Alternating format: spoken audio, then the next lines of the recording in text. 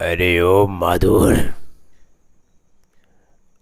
अरे जब मैं कोई गोरी तितली देख लेता हूँ ना,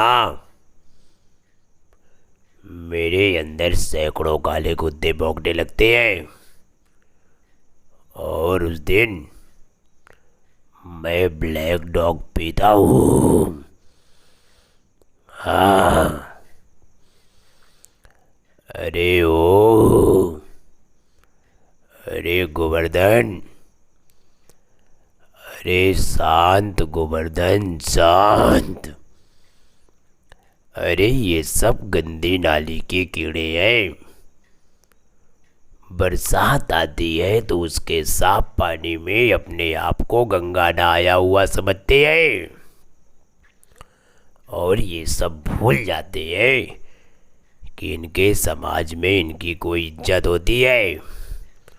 वापस उसी में उनको रेंग रेंग कर जीना होता है। ओए ओए ओए लाले। आ। अरे वीडियो पसंद आया हो तो लाइक करें, चैनल को सब्सक्राइब करें अच्छे अच्छे वीडियो देखने के लिए।